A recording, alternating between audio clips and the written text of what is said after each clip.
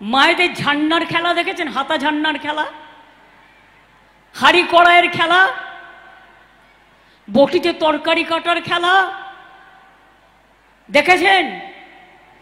আগামী সোমবার রাজ্যের রাজনৈতিক ধামাকা হতে চলেছে।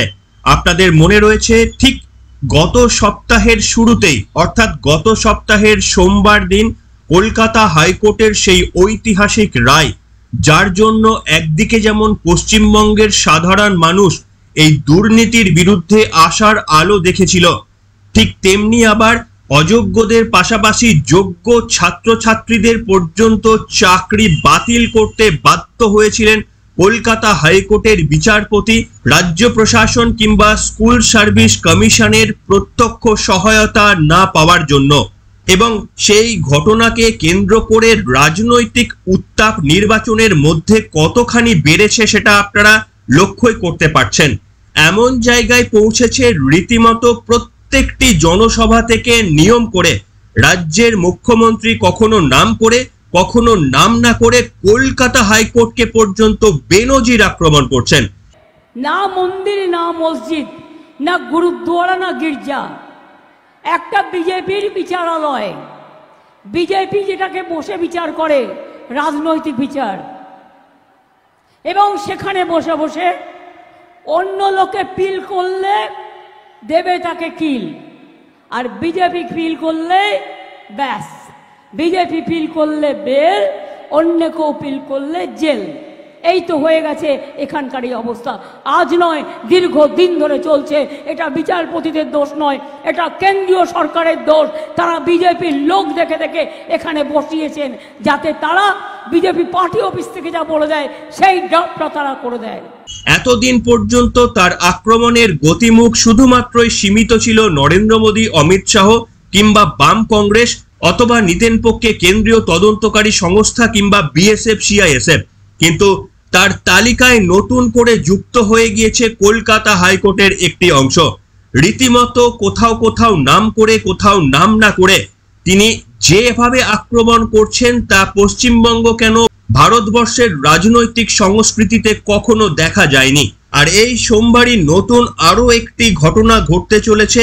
আপনারা অনেকেই অ্যাওয়ার হয়ে গিয়েছেন, যারা জানেন না তাদেরকে আজকে পর্বেই বলবো, যার জন্য রাজনৈতিক উত্তাপ এই প্রখর দাবদাহে আরো 4-5 ডিগ্রি বেড়ে গেলেও কিন্তু অবাক হওয়ার কিছু নেই।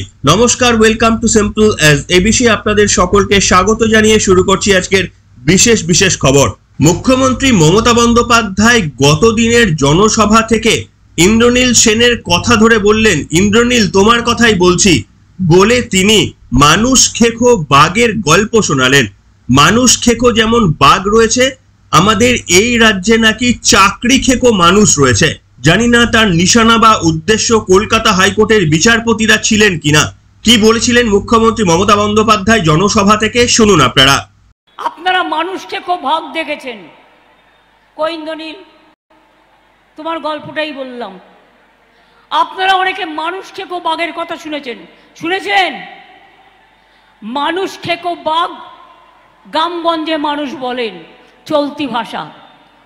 চাকরি খেকো মানুষ দেখেছেন? চাকরি খেকো বিজেপি পার্টি দেখেছেন?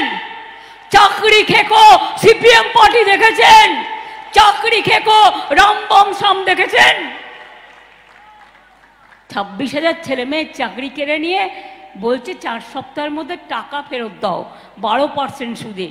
আমি যদি বলি যারা এই অর্ডার দিচ্ছেন, আপনি অর্ডার দিতেই পারেন, আপনার নাম আমি করব না, কিন্তু বিচারের যে রায়টা সম্বন্ধে বলবো, তার যদি আজকে সারা জীবনে সব কিছু চলে যায় আর তাকে যদি বলা হয় আপনি আপনার চাকরির সব টাকা ফেরত দিন, আপনি নিজে ফেরত দিতে পারবেন তো?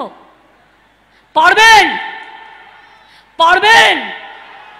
যখন ইচ্ছে হলো সবার চাকরি খেয়ে নেওয়া। মুখ্যমন্ত্রী কার উদ্দেশ্যে এই বক্তব্য রাখলেন, এই নির্দেশ তো শুভেন্দু অধিকারী বা বিজেপি সিপিএম এর কোনো নেতারা দেননি, কলকাতা হাইকোর্টের স্বয়ং বিচারপতিরা এই রায় দিয়েছেন। তাহলে কি মুখ্যমন্ত্রী মমতা বন্দ্যোপাধ্যায় চাকরি খেকো বলে বিচারপতিদের দিকে তোপ দাগলেন? তিনি স্পষ্ট করেননি, কিন্তু কার্যত পরোক্ষভাবে সেটাই যেন দাঁড়িয়ে যায়। রাজ্যের মুখ্যমন্ত্রী মমতা বন্দ্যোপাধ্যায় ক্রমাগত যে ভাষায় আক্রমণ করছেন, এবং তারপরেও কলকাতা হাইকোর্ট যেভাবে নিরুত্তর থাকছেন, তাতে করে সমাজের একাংশের মনে নিশ্চিতভাবে মমতা বন্দ্যোপাধ্যায়ের বক্তব্যই প্রতিষ্ঠিত হচ্ছে যে আমাদের কলকাতা হাইকোর্ট, আমাদের ন্যায়ালয় তারা নিরপেক্ষ নয়, বিজেপি কিংবা শুভেন্দু অধিকারীর কথায় চলে, এমনটাই কিন্তু মমতা বন্দ্যোপাধ্যায়ের কথায় প্রভাবিত হয়ে সাধারণ মানুষের একটি অংশ তারা বুঝতে শুরু করছে। আর এই দায় সম্ভবত কলকাতা হাইকোর্টকেই নিতে হবে, তার কারণ এই ঘটনাকে রোখার জন্য এখনো পর্যন্ত কোনো রকমের ব্যবস্থা আমরা দেখিনি। সে যাই হোক, এবার আসি আপনাদের সোমবার দিন অর্থাৎ আজ বাদে কাল কি ঘটতে চলেছে। আরো একটি বড় ঘটনা, আপনারা জানেন ইতিমধ্যেই এসএসসির তরফ থেকে এবং ছাত্রছাত্রীদের তরফ থেকে সুপ্রিম কোর্টে আবেদন করা হয়েছে এবং এতদিন পর্যন্ত জানা ছিল সুপ্রিম কোর্টে শুক্রবার সেই মামলাটি উঠবে। কোন বিচারপতিরা শুনবেন সেটাও স্পষ্ট ছিল না, তবে জানা গিয়েছে যে শুক্রবার নয়, সোমবার অর্থাৎ আগামী কালই এই মামলার শুনানি হবে প্রধান বিচারপতির বেঞ্চে। হাইকোর্টের চাকরি বাতিলের রায়ের 48 ঘন্টার মধ্যেই সুপ্রিম কোর্টে যায় রাজ্য সরকার। বুধবার সুপ্রিম কোর্টে মামলা করে রাজ্যের শিক্ষা দপ্তর এবং এসএসসি ও মধ্য শিক্ষা পর্ষদ। সেই মামলার শুনানি শুরু হচ্ছে আগামী সোমবার থেকে। প্রধান বিচারপতি DY চন্দ্রচূড়ের নেতৃত্বাধীন 3 বিচারপতির বেঞ্চ শুনবেন সেই মামলা। প্রধান বিচারপতির সঙ্গে থাকবেন বিচারপতি JV পাদরিওয়ালা এবং বিচারপতি মনোজ মিশ্র। সংবাদ সংস্থা সূত্রের খবর, সোমবার বেলা 12টা নাগাদ দেশের শীর্ষ আদালত সেই মামলা শুনতে পারেন। নির্বাচনের মধ্যে এটা কিন্তু তাৎপর্যপূর্ণ একটি ঘটনা ঘটতে চলেছে। হয়তো সোমবার দিনে একেবারে রেজাল্ট জানা যাবে না, কিন্তু শুনানিতে কোন ধরনের কথাবার্তা হলো তার একটা আঁচ পাওয়া যেতে পারে। এই ফল শুধুমাত্রই গুরুত্বপূর্ণ শুধুমাত্রই ছাত্রছাত্রীদের নয়, মমতা বন্দ্যোপাধ্যায়ের আগামী দিনের সরকারের ভবিষ্যৎও কিন্তু এই রায় নির্ধারিত করে দিতে পারে। তার কারণ কতটা অস্বস্তির মধ্যে পড়েছে রাজ্যের সরকার, যে রাজ্যের মুখ্যমন্ত্রী মমতা বন্দ্যোপাধ্যায়কে প্রত্যেকটি জনসভা থেকে একেবারেই কোথাও নাম করে কোথাও নাম না করে তীব্র ভাষায় আক্রমণ করতে হচ্ছে কলকাতা হাইকোর্টকে। তাই সুপ্রিম কোর্ট থেকে যদি এমন কোনো রায় আসে যেটা এই রাজ্য সরকারের পক্ষে না যায়, তখন দেখার সুপ্রিম কোর্টকে আক্রমণের পথে হাঁটছে কিনা তৃণমূল কংগ্রেস। এতদিন পর্যন্ত এই দেশের প্রায় সমস্ত অংশকে আক্রমণ করা তৃণমূল কংগ্রেসের পক্ষ থেকে হয়ে গিয়েছে। উদাহরণ হিসাবে আপনাদের বলছি, সমস্ত বিরোধী রাজনৈতিক দল, এমনকি নিজেদের যারা অ্যালায়েন্স রয়েছে সেই রাজনৈতিক দল সিপিএম কংগ্রেসকেও আক্রমণ করতে ছাড়েননি। উল্টো দিকে যত কেন্দ্রীয় তদন্তকারী সংস্থা রয়েছে, এমনকি বিএসএফ এর মতো সেনাবাহিনীদেরও নিয়ম করে আক্রমণ করতে ছাড়েন না। এছাড়া নির্বাচন কমিশন তো রয়েছেই, রয়েছে দেশের বড় বড় বিজনেসম্যানরাও, আদানি আম্বানি এদেরকেও আক্রমণ করেন। এখন শুধুমাত্রই বোধহয় তৃণমূল কংগ্রেসের এই রোষানল থেকে কিছুটা হলেও মুক্ত রয়েছে সুপ্রিম কোর্ট। তাই সুপ্রিম কোর্টের কাছ থেকে যে রায় আসবে তারপরে তৃণমূল কংগ্রেসের যা রিয়াক্ট, সেটাই কিন্তু আমাদের প্রত্যক্ষ করতে হবে। হ্যাঁ, কোর্ট একটা রায় দিয়েছে, দিতে পারে। সব রায় যে আমায় মানতে হবে তার তো কোনো মানে নেই। রায়ের বিরুদ্ধে অ্যাপিল করার জন্য উচ্চ আদালত আছে।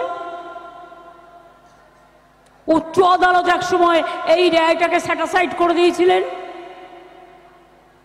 তারপরে আমরা উচ্চ আদালত বলেছিল নতুন করে হবে। এগুলো তো অভিজিৎ গাঙ্গুলির রায়। তো আপনারা জানেন ওই কাকের রা কাকাই হয়, কাকের কর্কশ গলা কখনো চেঞ্জ হয় না। অর্থাৎ ভারতবর্ষের প্রায় যতগুলি ইম্পর্টেন্ট ইনস্টিটিউশন বা পার্টি রয়েছে সবগুলোকেই কিন্তু তৃণমূল কংগ্রেস ইতিমধ্যেই আক্রমণ করে ফেলেছে, যা ভারতবর্ষের যে কোনো রাজনৈতিক দল হিসেবে বেনজির। এর আগে সম্ভবত কোনো রাজনৈতিক দল এতটা নিচে গিয়ে আক্রমণ করেননি। তবে আপনাদের মনে রাখতে হবে, কলকাতা হাইকোর্টের এই যে রায় দেওয়া হয়েছে সেটা কিন্তু সুপ্রিম কোর্টের নির্দেশে।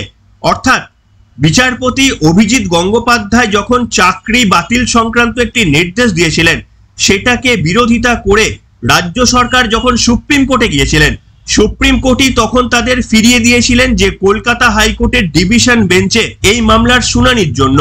এবং প্রধান বিচারপতি তিনি বেঞ্চ ঠিক করে দিয়েছিলেন তার ঠিক করে দেওয়া বেঞ্চে সুপ্রিম কোর্টের নির্দেশ এবং সময়সীমা মতোই কিন্তু এই রায় শুনিয়েছে কলকাতা হাইকোর্টের ডিভিশন বেঞ্চ। এর পরেও যখন এটাকে চ্যালেঞ্জ করে সুপ্রিম কোর্টে যাচ্ছেন, তখন নিশ্চিতভাবে সুপ্রিম কোর্ট থেকে খুব বেশি আশাব্যঞ্জক খবর আসবে এমনটা হয়তো আশা করা খুব একটা উচিত হবে না। তার কারণ সুপ্রিম কোর্ট তো তাহলে তখনই শুনতে পারতো। সুপ্রিম কোর্ট নিশ্চিতভাবে কলকাতা হাইকোর্টের সময় নষ্ট করতো না। সুপ্রিম কোর্টের কাছে যখন অ্যাপিল করা হয়েছিল, সুপ্রিম কোর্ট নিজেই শুনে নিতে পারতো। কিন্তু সুপ্রিম কোর্ট যেহেতু কলকাতা হাইকোর্টের ওপর ভরসা রেখেছিল, তাই কলকাতা হাইকোর্টের এই সিদ্ধান্তকে নাল অ্যান্ড ভয়েড করে দেবে, এটা কিন্তু একেবারেই আমার ব্যক্তিগতভাবে মনে হচ্ছে না। কি রায় আসবে সেটা আগামী দিনে অবশ্যই আমাদের দেখতে হবে। আর একটা জিনিস লক্ষ্য করেছেন, এটা হচ্ছে তৃণমূল কংগ্রেসের স্ট্র্যাটেজি, রাজনৈতিক স্ট্র্যাটেজি, এবং সেটাতে কিন্তু তারা 100% সফল। তৃণমূল কংগ্রেসের মতো করে এই কাজটা আর কোনো রাজনৈতিক দল করতে পারে না। ভাবুন, এই যে চাকরি চুরির মতো ঘটনা ঘটেছে, এমনকি মারাত্মক একটি অভিযোগ আসছে যে কেন্দ্রীয় মন্ত্রিসভা অতিরিক্ত পদে অনুমোদন দিয়েছিল। এ নিয়ে সিবিআইকে হস্তক্ষেপেরও আর্জি জানিয়েছে কলকাতা হাইকোর্ট। তারপরেও ক্রমাগত প্রত্যেকটি মঞ্চ থেকে রাজনৈতিক বক্তব্য রাখতে গিয়ে মুখ্যমন্ত্রী মমতা বন্দ্যোপাধ্যায় একেবারেই পাশে দাঁড়াচ্ছেন, যাদের চাকরি গিয়েছেন তাদের সহানুভূতিকে কাছে টানার চেষ্টা করছেন, আর কলকাতা হাইকোর্টকে আক্রমণ করছেন। এমন বক্তব্য মমতা বন্দ্যোপাধ্যায় নিয়ম করে রাখছেন, মনে হচ্ছে যে এই দুর্নীতির সঙ্গে তাদের সরকার জড়িতই নয়, তারা জানতোই না যে কোনো কিছু ঘটেছে। ছোটবেলায় কবিতা পড়েছিলাম, বাবুরাম সাপুরে কোথা যাস বাপুরে, আর এখন হচ্ছে প্রচার বাবু সাপুরে কোথা যাস বাপুরে, চাকরি কেন খাস রে, টাকা কেন দিস না রে, বাড়ি কেন তৈরি করতে দিস না রে, গরিব মানুষকে ভাতে মারিস কেন রে, জিজ্ঞেস করুন। বিনা পয়সায় মানে তাদের সরকার দুর্নীতি না করলে বা অতিরিক্ত অনুমোদন যদি তাদের মন্ত্রিসভা না দিত, তাহলে এই ধরনের জটিলতা যে সৃষ্টি হতো না, সেটাকে সম্পূর্ণ অস্বীকার করে মানুষের সামনে নতুন একটি লাইন বেঁধে দিচ্ছেন তৃণমূল সুপ্রিমো। অর্থাৎ তিনি চাইছেন আলোচনাটা হোক যে কেন এতগুলো ছেলের চাকরি বাতিল হয়ে যাবে, কেন এতগুলো ছেলের রোজগার বন্ধ হয়ে যাবে, এরা কি খাবে। কিন্তু তিনি যে লাইনটা, যেটা আসল লাইন, সেটা মানুষের সামনে তুলে ধরার চেষ্টা করছেন না। সেটা হচ্ছে তার সরকারের দুর্নীতির অভিযোগে এই বিপর্যয়টা সৃষ্টি হয়েছে। তারা স্বচ্ছভাবে নিয়োগ করলে এবং তাদের মন্ত্রিসভা অতিরিক্ত পদে অনুমোদন না দিলে এই বিপর্যয়টা হতোই না। ছাত্রছাত্রীদের আজকে চাকরিহারা হতে হতো না, অযোগ্যদের চাকরি করার সুযোগ হতো না, এবং রাজ্যের মুখ্যমন্ত্রী মমতা বন্দ্যোপাধ্যায়কেও রিস্ক নিয়ে কলকাতা হাইকোর্টের সমালোচনা করতে হতো না।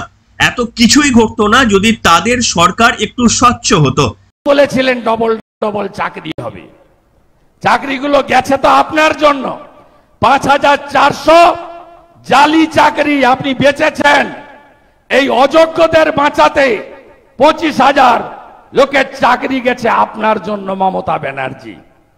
আপনি দোকান খুলে চাকরি বেচেছেন, আপনি জেলায় জেলায় আপনার মোটা পার্থ প্রাইমারি কাউন্সিল তুলে দিয়েছে, আপনি এসএসসির রিজিওনাল তুলে দিয়েছেন। আপনি কি করেছেন? 21,000 নতুন মদের দোকান আর ডিআর লটারি ধরিয়ে দিয়েছেন সবাইকে। কিন্তু প্রথম স্টেপটা ভুল করেছেন, সেটাকে কমপ্লিটলি ইগনোর করে ছাত্রছাত্রীদের চাকরি চলে যাওয়া যেহেতু একটু সহানুভূতির ব্যাপার, সেই সহানুভূতিটাকে কিন্তু ক্রমাগত হাতিয়ার করতে চাইছেন। এবং সম্ভবত মানুষ দেখবেন মুখ্যমন্ত্রীর গলায় কার্যত সমস্বরে বলবেন, হ্যাঁ ঠিকই তো বলছেন, এক কথায় এতগুলো মানুষের চাকরি চলে যাওয়া, এ কেমন বিচার হলো। দেখবেন অনেকে হয়তো আপনাদের মধ্যে মুখ্যমন্ত্রীর গলা শুনে এইরকমেরই বক্তব্য রাখছেন। তারা হয়তো সম্ভবত ভুলেই গেছেন বা আগামী দিনে এই চর্চার ফলে ভুলেই যাবেন যে মুখ্যমন্ত্রীর সরকার এই ধরনের অন্যায়কে প্রশ্রয় না দিলে তাহলে এই ঘটনাই ঘটতো না। এটাই হচ্ছে তৃণমূল কংগ্রেসের সাফল্য। যা ঘটেছে সম্পূর্ণ সেটাকে আড়াল করে অন্য একটা রাজনৈতিক লাইন তৈরি করে দেওয়া, আর ওই লাইন অনুযায়ী প্রত্যেকদিন বক্তব্য বলা, যাতে করে সাধারণ মানুষ ওটাকে বিশ্বাস করতে শুরু করে। যাই হোক, সেই কারণেই অত্যন্ত গুরুত্বপূর্ণ আগামী সোমবার। নিশ্চিতভাবে সুপ্রিম কোর্ট যথাযথ বিচার করবেন। আমরা কেউই চাই না যারা যোগ্য চাকরির প্রার্থী তাদের চাকরি বাতিল হোক, কিন্তু কিভাবে তাদের চাকরিতে ফিরিয়ে আনা যায় তার যেমন একটা দিশা দেখাবে সুপ্রিম কোর্ট বলে আমরা আশাবাদী, ঠিক তেমনি যারা অযোগ্য তাদের শাস্তির পাশাপাশি যারা এই কাণ্ড ঘটালেন তাদেরও চূড়ান্ত শাস্তির কিন্তু দাবি জানাচ্ছি। শুধুমাত্রই কারা যোগ্য কারা অযোগ্য এটা নির্ধারণ করে ছেড়ে দিলে কিন্তু আমার মনে হয় বিচারটা অসম্পূর্ণ হয়ে যাবে। কেন এই জটিলতা সৃষ্টি হলো, কারা এই জটিলতার পেছনে, কারা মাথা, সেই মাথাদের ধরে শাস্তি দেওয়ার একটি নিদান কিন্তু সুপ্রিম কোর্টকে দেখাতে হবে। তাহলেই যোগ্য বলুন অযোগ্য বলুন কিংবা প্রত্যেকটি পশ্চিমবঙ্গের মানুষের বিচার ব্যবস্থার উপর আস্থা অটুট থাকবে। কি বলছেন আপনারা? আপনারা সহমত তো? যারা এই ঘটনার জন্য দায়ী, যাদের জন্য আজকে এই পরিস্থিতির সৃষ্টি হয়েছে, তাদের শাস্তি সব থেকে বেশি দাবি করাটা জরুরি বলে মনে করছেন? আজকের কমেন্ট বক্সে আপনাদের সেই প্রতিধ্বনি প্রতিফলিত হোক। এখনকার মতো এখানেই শেষ করলাম।